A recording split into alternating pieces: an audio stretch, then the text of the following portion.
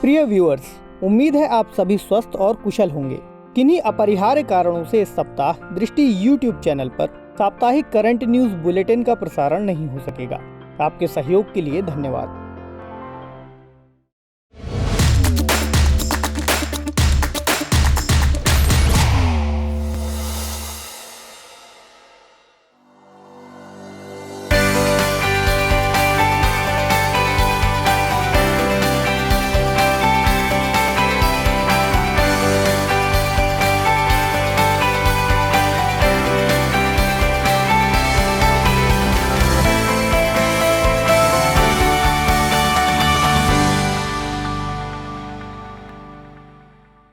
Hello viewers, दृष्टि IAS के editorial analysis में आप सभी का स्वागत है।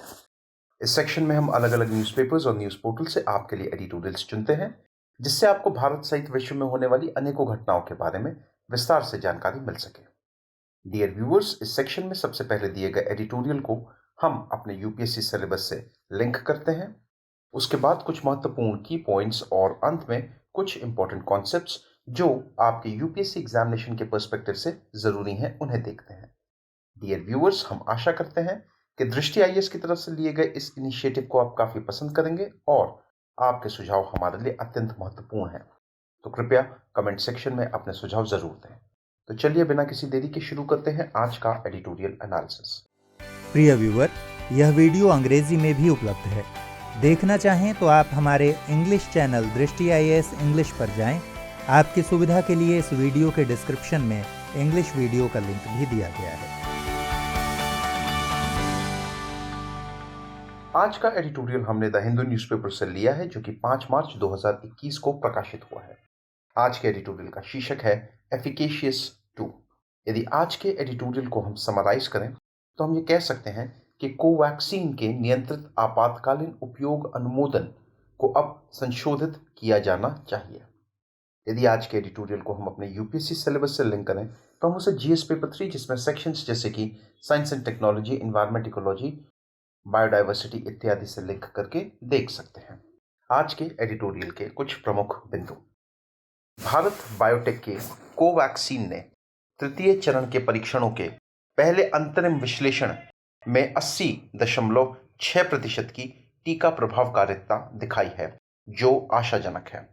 हालांकि भारतीय दवा नियामक द्वारा नियंत्रित आपातकालीन उपयोग के लिए इस वैक्सीन को मंजूरी दिए जाने के बाद डेटा उपलब्ध होने में 2 महीने लग गए। अब देखिए व्यूअर्स, यहाँ पर हम बात कर रहे हैं भारत बायोटेक द्वारा बनाई गई वैक्सीन, जिसका नाम है कोवैक्सीन। अब व्यूअर्स, हम जानते हैं कि जब तीसरे चरण के जो ट्रायल्स हुए हैं उनके नतीजे, आप एक तरीके से ये समझिए कि जो हमें उपलब्ध कराने की जो बात हुई है, आपातकालीन उपयोग जब दिया गया है उसके लगभग 2 महीने के बाद हमारे पास ये डेटा आया है।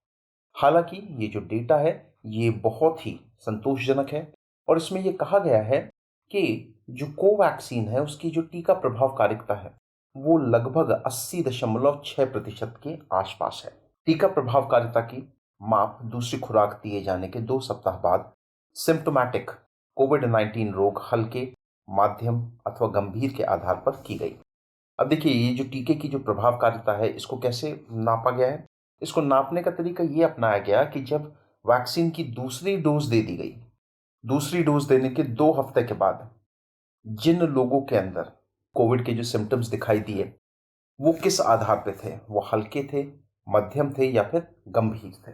भारत के 26 स्थलों पर आयोजित तृतीय चरण के परीक्षणों में 43 कोविड-19 मामलों के पहले अंत बिंदु पर किए गए अंतरिम विश्लेषण में 36 मामलों को प्लेसेबो समूह में पाया गया, जबकि उस समूह में केवल 7 मामले पाए गए जिन्हें 28 दिन का अंतराल रखते हुए 2 खुराक दिए गए थे। अब देखिए, यहाँ पर एक बात आ रही है, एक होती है वैक्सीन और एक होता है प्लेसिबो। अब यदि मैं प्लेसिबो की आपसे बात करूं तो प्लेसिबो दरअसल होता क्या है? प्लेसिबो समझिए कि क्लिनिकल ट्रायल्स जब होते हैं, जब परीक्षण होते हैं, तो ट्रीटमेंट की इफेक्टिवनेस को समझने के लिए, या फिर आप ये कह लीजिए कि जो ड्रग स्टडीज होती है उसमें प्लेसिबो का बहुत महत्वपूर्ण रोल होता है। ऐसा मानिए कि किसी एक ग्रुप में जो लोग हैं उनको एक जिस दवा का परीक्षण किया जा रहा है वो दवा दी जाती है।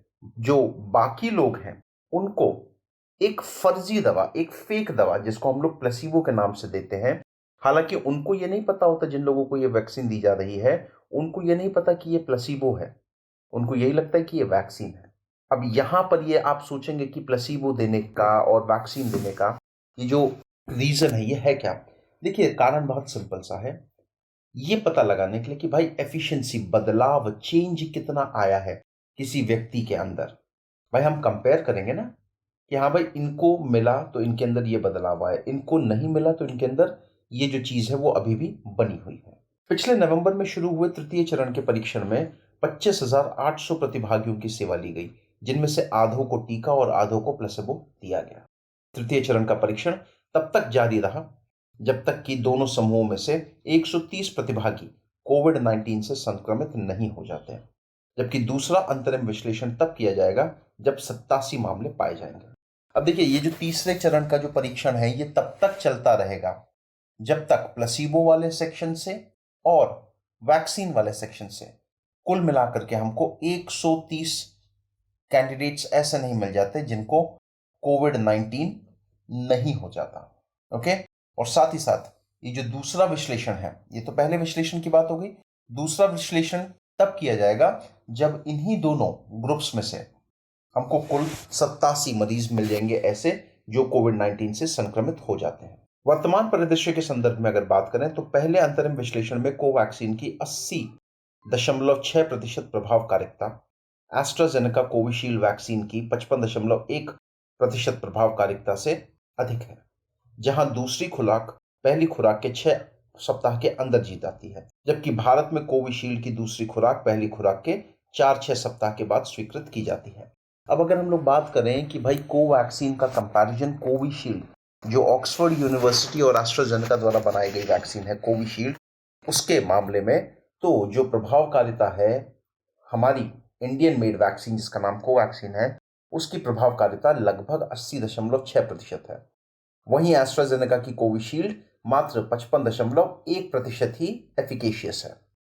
साथ ही साथ जो कोविशील्ड की दूसरी खुराक है वो पहली खुराक के 6 सप्ताह के अंदर दी जाती है, जबकि भारत में कोविशील्ड की जो दूसरी खुराक है उसके लिए यह कहा गया है कि 4 से 6 सप्ताह के अंदर, मतलब जब आपको पहली खुराक मिल गई है उसके 4 से 6 सप्ताह के अंदर आप दूसरी खुराक दे सकते हैं।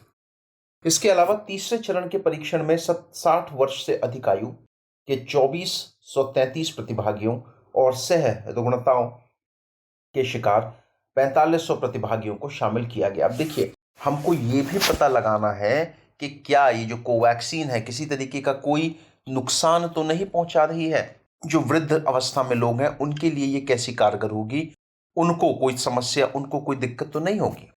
साथ ही साथ 4500 ऐसे लोगों को भी लिया गया है जिनके अंदर कोमॉर्बिडिटी, जिसको सहरुग्णता बोलते हैं, वो भी पाई जाती है। अब ये कोमॉर्बिडिटी होती क्या है? अब देखिए, किसी भी व्यक्ति के अंदर जब एक से ज्यादा डिसऑर्डर्स पाए जाते हैं, एक से ज्यादा समस्याएं पाई जाती हैं, तो उसको हम लोग बोलते हैं कोमॉर्बिड। आप ऐसा समझिए, मान लीजिए कि कोई व्यक्ति है जो SAD, सोशल एंजाइटी डिसऑर्डर से सफर करता है। उसी व्यक्ति के अंदर यदि एक और MDD यानी कि मेजर डिप्रेसिव डिसऑर्डर, ये समस्या भी अगर देखने को मिलती है तो हम ये कहेंगे कि वह व्यक्ति एंजाइटी से भी सफर कर रहा है और डिप्रेशन से भी सफर कर रहा है, मतलब कि वह व्यक्ति कोमॉर्बिड है। ठीक, अब तो ऐसे 4500 प्रतिभागियों को शामिल किया गया। हालांकि जो कोमॉर्बिड प्रतिभागियों को शामिल किया गया, ये देखा गया, ये ध्यान में रखा गया कि कहीं इनकी जो समस्या है वो कहीं ऐसा तो नहीं कि बहुत ही अनियंत्रित स्थिति में है या बहुत ही ज्यादा गंभीर है। लैंसेट इन्फेक्शियस डिजीज में प्रकाशित प्रथम चरण के आंकड़ों और द्वितीय चरण परीक्षण के एक पूर्व प्रकाशित आंकड़े में कोवैक्सीन सुरक्षित और उच्च प्रतिरक्षाजनक प्रतीत होता है, और यह पहली बार ब्रिटेन में पाए गए B.1.1.7 वेरिएंट के विरुद्ध भी प्रभावी है।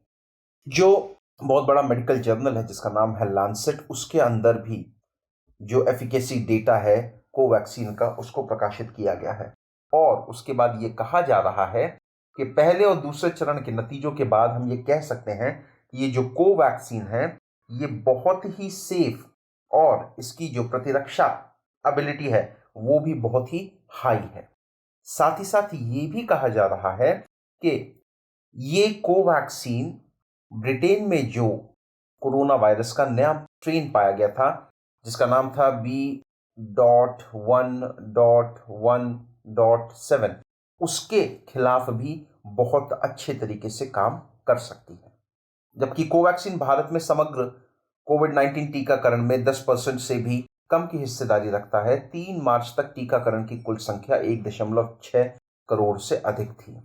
अभी अगर बात करें तो हम लोग भारत में जो भी वैक्सीनेशन ड्राइव चल रही है उसमें कोवैक्सीन का जो रोल है वो मात्र 10% से भी कम है। और 3 मार्च तक जो आंकड़े हमारे पास आए हैं उसमें यह कहा गया है कि लगभग जो संख्या है जिन लोगों को वैक्सीन लग चुकी है वो 1.6 करोड़ के आसपास है। कोवैक्सीन जिन जिन पेशेंट्स को लगी है अभी तक किसी भी पेशेंट की या इस टीके से संबंधित किसी भी व्यक्ति की मृत्यु का कोई मामला सामने नहीं आया है। हालांकि इसका पहला अंतरिम विश्लेषण केवल 43 मामलों पर आधारित है। एक बात यह भी है कि जो सैंपल साइज लिया गया है वो मात्र 43 लोगों का है तो थोड़ा छोटा है। ओके, बाकियों के कंपैरिजन में थोड़ा छोटा है, राइट। मानव परीक्षण और जंतु अध्ययन के आरंभिक चरणों और तृतीय चरण में यह सुरक्षा और प्रभावकारी दिखाई देता है। अब वही बात यहाँ पर है कि भले ही आंकड़ा छोटा है लेकिन जितनी भी रिसर्च या स्टडी की गई है, चाहे वो ह्यूमन ट्रायल्स हुए हों चाहे वो एनिमल स्टडीज हुई हों, उन सभी के जो परिणाम हमारे सामने हमको दिखाई दिए हैं वह काफ़ी सुरक्षित और काफ़ी ज़्यादा इफेक्टिव बताए जा रहे हैं। आगे का रास्ता, इसलिए भारत नियामक, अगर हम लोग बात करते हैं भारत नियामक तो यहाँ पर भारत नियामक जो है ड्रग कंट्रोल वो है CDSCO। भारत नियामक को कोवैक्सीन के नियंत्रित आपातकालीन उपयोग अनुमोदन को इस प्रकार संशोधित करना चाहिए कि इसे कोविशील्ड से अधिक महत्व मिले और इसे टीकाकरण से पहले हस्ताक्षरित सहमति के रूप में अतिरिक्त सतर्कता बरतने से छूट मिले। साथ ही इसकी मंजूरी पर से क्लिनिकल ट्रायल मोड के लेबल को हटा दिया जाए क्योंकि इस लेबल का बने रहना कोवैक्सीन की सुरक्षा और प्रभावकारिता के बारे में एक गलत संकेत भेजेगा। अब देखिए यहाँ पे जो सबसे यहाँ पे ज़रूरी जो चीज़ है जिसको हमको देखना चाहिए समझना चाहिए वो क्या है, वह ये है कि ये अब हमको कोशिश करनी चाहिए जो ड्रग रेगुलेटर्स हैं भारत में उनको कोवैक्सीन को ज़्यादा प्रमोट करना चाहिए कोविशील्ड के तुलना में। साथ ही साथ जब इमरजेंसी यूज़ के लिए वैक्सीन को लागू किया गया तो कई बार लोगों से फॉर्म्स भरवाए जाते थे, कंसेंट फॉर्म्स भरवाए जाते थे। उसके अलावा जो कोविशील्ड की अगर हम लोग बात करें या कोवैक्सीन की बात करें तो इन वैक्सीन्स के ऊपर क्लिनिकल ट्रायल मोड मतलब अभी भी जांच उसमें ही चल रहा है, अभी भी रिसर्च फेज में ही चल रहा है। इन सब चीज़ों को देख करके लोगों के अंदर शंका आती है, लोग पूरी तरह से कॉन्फिडेंट नहीं हो पाते। तो ज़रूरी यह है कि हमें लोगों को कॉन्फिडेंट करना है और अब जब इतने हमारे पास रिजल्ट्स आ चुके हैं, परिणाम आ चुके हैं, तो ज़रूरी यह है कि जो ड्रग रेगुलेटर्स हैं इंडिया में वो इन सब चीज़ों के ऊपर भी ध्यान दें। किसी दूसरी लहर के आने अथवा किसी खतरनाक वेरिएंट के व्यापक संचरित होने से पहले लोगों के व्यापक टीकाकरण के सीमित अवसर के बीच भारत विभिन्न टीकों के सुचारू उपयोग के मार्ग में अवरोध बनाए रखने का जोखिम नहीं उठा सकता। अब देखिए ज़रूरी इस समय ये है कि हम सब जानते हैं कि कोविड लगातार अपना रंग बदल रहा है, कोविड लगातार अपना फेस बदल रहा है। अब ऐसी हालात में, ऐसी स्थिति में हमारी कोशिश ये होनी चाहिए कि जितना ज़्यादा हो सके उतने ज़्यादा लोगों को हम लोग वैक्सीनेशन जो है वो प्रोवाइड करवा सकें। तो ये प्राइमरी टारगेट हमारा होना चाहिए। तो व्यूवर्स, ये था आज का एडिटोरियल। आज के एडिटोरियल से संबंधित जो प्रश्न बन सकता है वह कुछ इस प्रकार है कि भारत में वैक्सीन डेवलपमेंट का प्रोसेस क्या होता है और आपातकालीन उपयोग से हम लोग क्या समझते हैं। तो व्यूवर्स, आई होप आप सभी को ये एनालिसिस बहुत पसंद आया हो। धन्यवाद।